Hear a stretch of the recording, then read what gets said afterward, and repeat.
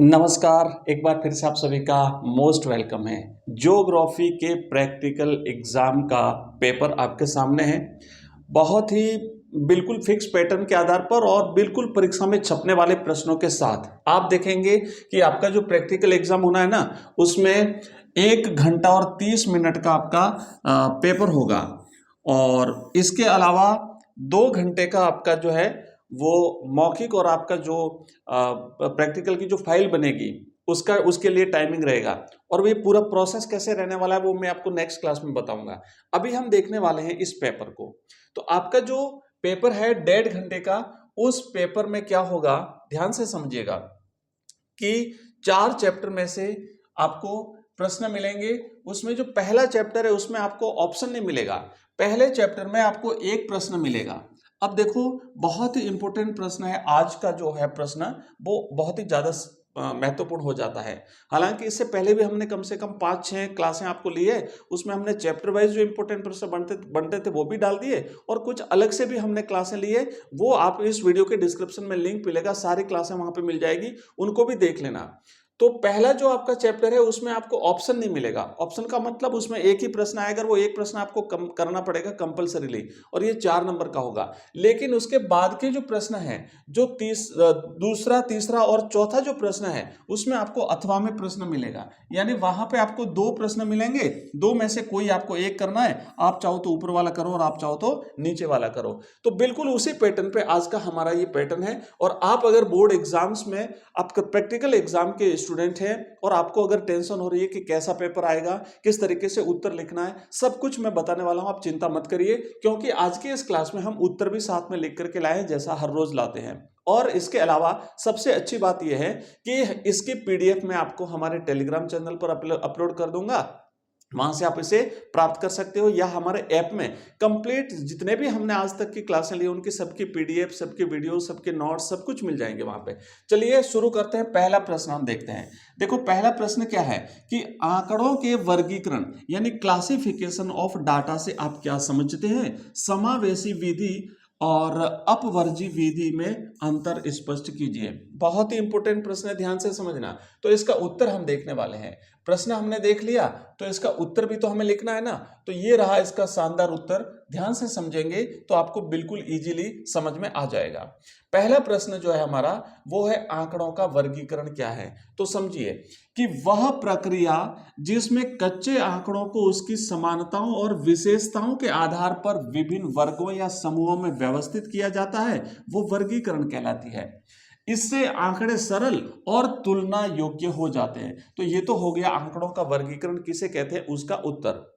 जिस तरीके से परीक्षा में प्रश्न बनता है उसी तरीके से उत्तर भी देना है, क्योंकि इसके फिक्स नंबर होते हैं। जैसे भी लोग पहला प्रश्न जो है ना वो 4 नंबर का है, तो मान लीजिए 1 नंबर आपका इसका हो गया कि वर्गीकरण किसे कहते हैं, तो आपने वर्गीकरण का उत्तर लिख दिया तो आपका 1 नंबर आ गया। दूसरा है दोनों में अंतर बताना है, तो हो सके 3 नंबर इसके हो, तो अगर आप अंतर बताएंगे तो आपके 3 नंबर इसके मिल जाएंगे। तो अंतर अगर हम देखते हैं यहाँ पे अंतर देखते हैं। समावेशी और अपवर्जी विधि में अंतर क्या है? पहले हम अपवर्जी विधि जो है उसको देख लेते हैं। देखो इसमें क्या होता है कि इस विधि में एक वर्ग की उच्च सीमा अगले वर्ग की निम्न सीमा होती है। जैसे मान लो एक वर्ग है 10 से 20, तो अब इसमें क्या होगा कि जो अगला वर्ग होगा ना इसकी उच्चतम सीमा 20 है, तो अगले वर्ग की निम्नतम सीमा 20 हो गई। तो 10 से 20, 20 से 30, 30 से 40, इस तरीके से आगे बढ़ेंगे। इसमें उच्च सीमा वाले मूल्य को उस वर्ग में शामिल न करके अगले वर्ग में शामिल किया जाता है। मतलब जो 20 है ना, इस 20 को इस वर्ग में शामिल न करके इस वाले वर्ग में शामिल किया जाता है। फिर इसमें 30 को इसमें शामिल न करके 30 से 40 वाले वर्ग में शामिल किया जाता है। दूसरा है हमारी समावेशी विधि। बच्चों देखो ध्यान से समझना है कि इस विधि में एक वर्ग की उच्च सीमा का अगले वर्ग की निम्न सीमा से संबंध नहीं होता है। जैसे 10 से 19, तो अगला जो वर्ग है ना वो 20 से शुरू होगा। अब इस 19 का इससे कोई लेना देना नहीं है, और 19 तक का मान है वो पूरा इसमें लिखा जाएगा। इसमें उच्च सीमा वाला मूल्य उसी वर्ग में शामिल होता है। यानी जो 19 है वो इसी वर्ग में आएगा, इसमें नहीं जाएगा, जबकि इसमें 20 जो है ना वो अगले वर्ग में चला जाता है। तो ये हो गई हमारी आंकड़ों का वर्गीकरण क्यों किया जाता है, और साथ ही साथ जो आंकड़ों के वर्गीकरण की 2 विधियां हैं, अपवर्जी विधि और समावेशी विधि, का उत्तर आपने देख लिया। अब हम देखने वाले हैं दूसरा प्रश्न। देखो दूसरे प्रश्न में दो ऑप्शन है, उसमें से हम एक हल करेंगे। तो दूसरा प्रश्न क्या लिखा हुआ है, ध्यान से समझना है बच्चों, आराम से समझिए, पीडीएफ में आपको दे दूंगा। अगला प्रश्न है कि मानक विचलन यानी स्टैंडर्ड डेविएशन किसे कहते हैं, इसके गुण और दोष लिखिए। बिल्कुल परीक्षा में छपने वाला प्रश्न है, आप अच्छी तरह से याद करके जाना, सीधा आपको उत्तर ही लिखना रहेगा। अभी मैं उत्तर भी इसका बता दूंगा। आप चाहो तो इसके अलावा आप चाहो तो या तो ये करो या फिर ये कर सकते हो। क्या है ये कि सह संबंध को परिभाषित कीजिए और धनात्मक एवं ऋणात्मक सह संबंध में अंतर बताइए।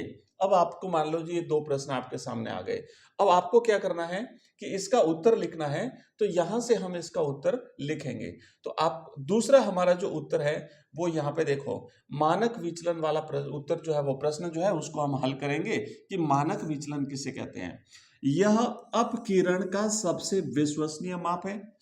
किसी श्रेणी के समांतर माध्य से निकाले गए विचलनों के वर्गों के माध्य का वर्गमूल मानक विचलन कहलाता है। अब देखो ये वर्गमूल कैसे निकालना है, माध्य कैसे निकालना है, ये हमने हमारे जो दूसरा हमारा चैप्टर था उसमें गणित के जो प्रश्न आए थे उसमें हमने इसे हल कर लिया है। और वो वीडियो अगर आपने नहीं देखा तो इस वीडियो के डिस्क्रिप्शन में या ऊपर आई बटन पर लिंक मिलेगा, वहां से देख लेना।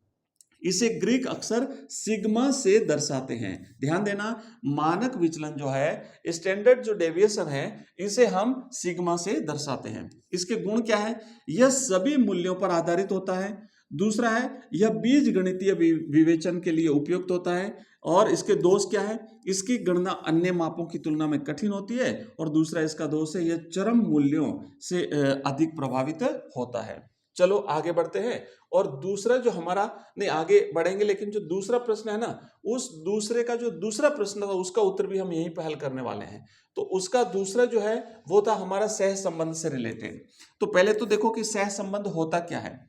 इसमें देखो, दो या दो से अधिक चरों के बीच पाए जाने वाले पारस्परिक संबंध को सह संबंध कहते हैं। जैसे तापमान और बिक्री के बीच का जो सह संबंध है, बीच का जो संबंध है वो सह संबंध कहलाता है। अब इसमें अंतर क्या है सह संबंध में, तो अंतर आप यहां पे देखेंगे कि जब दोनों चर एक ही दिशा में बदलते हैं, जैसे वर्षा बढ़ने पर फसल उत्पादन बढ़ना है। और ऋणात्मक क्या है, जब दोनों चर विपरीत दिशा में बदलते हैं, यानी वस्तु की कीमत बढ़ने पर उसकी मांग घट जाती है। तो इस प्रकार के जो रिलेशन दिखाए जाते हैं वो सह संबंध कहलाते हैं। अब देखो हमारा तीसरा प्रश्न है। क्या है तीसरा प्रश्न, पहले प्रश्न को पढ़ेंगे और उसके बाद फिर हम इसके आंसर देखने वाले हैं। तो तीसरा प्रश्न देखो यहां लिखा हुआ है, वर्णमात्री मानचित्र क्या है, इसे बनाने के लिए किन चरणों का पालन किया जाता है। बच्चों आराम से समझना है, ध्यान से समझना है, बिल्कुल परीक्षा में आने वाले प्रश्न है। आप इसे बिल्कुल लूज मत लेना है, वीडियो को कंप्लीटली देखना है। और अगर आपको ये वीडियो पसंद आ रहा है तो आपसे रिक्वेस्ट रहेगा, इस वीडियो को हाइप करिए। एक हाइप का ऑप्शन मिलेगा, आप इसे हाइप कर दीजिए, वीडियो को लाइक कर दीजिए। ज्यादा से ज्यादा जितना लाइक करोगे उतना मैं आपके लिए और मॉडल पेपर बनाऊंगा, क्योंकि अभी तो एग्जाम में कुछ के हो रहे हैं, कुछ के चलेंगे, तो मैं और क्लासे लाऊंगा जिनको होना है उनके लिए। और वीडियो को ज्यादा से ज्यादा अपने मित्रों के साथ शेयर करेंगे। हम यहाँ पे आपके लिए बोर्ड एग्जाम्स 2026 के लिए हर सब्जेक्ट की क्लास लेकर के आते हैं। हिस्ट्री की क्लास, हिंदी की क्लास, हिंदी कंपलसरी, इंग्लिश की क्लास, पॉलिटिकल साइंस, ज्योग्राफी का आपका जो बोर्ड का जो एग्जाम होगा उसका पेपर हम यहाँ पे लेके आएंगे। तो आप बिल्कुल शानदार तरीके से हम आपको तैयारी कराने वाले हैं, हर टॉपिक को कवर करेंगे। बस क्लास को लाइक करिए, सब्सक्राइब करिए चैनल को, और वीडियो को हाइप करिए, दोस्तों के साथ शेयर करिए। चलिए आगे बढ़ते हैं। प्रश्न यह है, वर्णमात्री मानचित्र क्या है, तो हम इसका उत्तर देखेंगे। उसके बाद फिर इसका दूसरा प्रश्न भी, चलो एक बार हम सारे प्रश्न देख लेते हैं, फिर हम सबके उत्तर देखेंगे और फिर मैं आपको ये प्रश्न और उसका उत्तर दोनों पीडीएफ अवेलेबल करा दूंगा। तो दूसरा प्रश्न, अगला प्रश्न क्या है कि इसका जो तीसरे का दूसरा जो प्रश्न है वो है, सममान रेखा आइसोप्लेथ मैप की परिभाषा दीजिए और इसकी प्रमुख विशेषताएं लिखिए। चौथा प्रश्न है, मैनुअल यानी हस्तचालित मानचित्रण की तुलना में भौगोलिक सूचना तंत्र के लाभों का विस्तार से वर्णन कीजिए। ये चौथा इंपोर्टेंट प्रश्न है, ध्यान देना। चौथे में इसके अथवा में यह आ सकता है कि वेक्टर डाटा और रस्टर डाटा मॉडल की तुलना कीजिए और बताइए कि कौन सा मॉडल सबसे अधिक है। अब देखो, बहुत ही इंपॉर्टेंट प्रश्नों को हम इसके उत्तर सहित देखने वाले हैं। मैं ऐसा नहीं करता कि खाली आपको प्रश्न बना के दे देता हूं और उत्तर पे ध्यान नहीं देते, मैं उत्तर भी आपको देता हूं, हल करके देते हैं। तो ये रहा हमारा तीसरा प्रश्न। उत्तर तीसरे प्रश्न में आपको क्या प्रश्न क्या है कि वर्ण मातृ मानचित्र क्या है। तो परिभाषा देखो, पहले तो ध्यान से समझना है। वर्ण मातृ मानचित्र वे मानचित्र होते हैं जिनमें प्रशासनिक इकाइयां जैसे राज्य, जिला के अनुसार आंकड़ों की विभिन्न श्रेणियों को अलग अलग छायाओं या रंगों द्वारा प्रदर्शित किया जाता है। अब ये देखो, इसके निर्माण के चरण क्या है। पहला पॉइंट आपको लिखना है कि आंकड़ों को आरोही या अवरोही क्रम में व्यवस्थित करना। दूसरा है आंकड़ों को 3 या 5 वर्गों उच्च, मध्यम, निम्न में विभाजित करना। तीसरा पॉइंट आपको लिखना है कि प्रत्येक वर्ग के लिए अलग अलग छायांकन निर्धारित करना, जैसे गाढ़ा, मध्यम, हल्का, ताकि पता चले। और फिर है मानचित्र पर संबंधित क्षेत्रों को निर्धारित छाया से भरना। अगला प्रश्न देखो, तीसरे का चौथा प्रश्न सीधे हम चलते हैं। चौथे का हम देखेंगे यहाँ पे उत्तर। तो चौथे प्रश्न का है जीआईएस के लाभ, क्योंकि जीआईएस वाला प्रश्न जरूर आपके एग्जाम में आएगा। चौथे चैप्टर में से तो ये जीआईएस तो बहुत इंपॉर्टेंट है, इसे आपको समझना है। मैनुअल मानचित्रण की तुलना में जीआईएस के प्रमुख लाभ इस प्रकार हैं। पहला है भंडारण क्षमता। जीआईएस में बहुत कम स्थान में भारी मात्रा में भौगोलिक डाटा स्टोर किया जा सकता है, जबकि मैनुअल मानचित्र को संभालने के लिए बहुत जगह चाहिए। अगला प्रश्न है अपडेट करना आसान है। जीआईएस में पुराने डाटा को हटाकर नया डाटा डालना बहुत आसान है, जबकि मैनुअल मानचित्रण को दोबारा पूरा बनाना पड़ता है। अब जैसे मान लो आपने कागज पे लिख दिया, तो लिखी हुई चीज को तो आप उसको बदल नहीं सकते, दोबारा आपको नया बनाना पड़ेगा। जबकि जीआईएस में तो कंप्यूटर में रहता है डाटा, उसको हटाया और नया जोड़ दिया। उसके बाद जटिल विश्लेषण। जीआईएस द्वारा ओवरले एनालिसिस, यानी एक नक्शे पर दूसरा नक्शा रखना जैसा जटिल कार्य सेकंडों में हो सकता है, जबकि मैनुअल में हम ऐसा नहीं कर सकते। और सटीकता, कंप्यूटर आधारित होने के कारण जीआईएस के परिणाम मैनुअल गणना से कहीं अधिक सटीक होते हैं और बिल्कुल कम से कम समय में हो जाते हैं। तो बच्चों देखो, ये हमने आज जो आपका पेपर है वो बहुत ही इंपॉर्टेंट पेपर है आपके लिए, बहुत ही शानदार पेपर है। अगर आप कहोगे तो मैं और भी आपको 4-5 इसी प्रकार के पेपर बना के दे दूंगा, ताकि कोई भी क्वेश्चन अगर मान लो, क्योंकि स्कूल स्तर पे होता है ये प्रैक्टिकल एग्जाम, तो अलग अलग प्रश्न आएंगे, तो किसी स्कूल में इस पे अलग प्रश्न भी आ गया तो वो आपका कवर हो जाएगा। तो ये इस वीडियो के डिस्क्रिप्शन में आप मुझे लिखेंगे कि सर और 2 प्रश्न पेपर 4 पेपर आप हमें अवेलेबल करा दीजिए, तो जितना आपका कमेंट आएगा उसके हिसाब से मैं आपको ये पेपर अवेलेबल करा दूंगा। तो मुझे कमेंट कर दीजिएगा और वीडियो को लाइक करके शेयर करना है। नेक्स्ट चैप्टर आप किस विषय पर, किस टॉपिक पर चाहते हैं, कौन सा आपको मॉडल पेपर चाहिए या और कौन सा टॉपिक समझना है, कौन सा सब्जेक्ट समझना है, आप मुझे कमेंट कर दीजिए। उसी हिसाब से मैं आपके लिए अब अगली जो वीडियो है वो बना दूंगा। मिलते हैं अगली क्लास में, तब तक के लिए जय हिंद, जय भारत।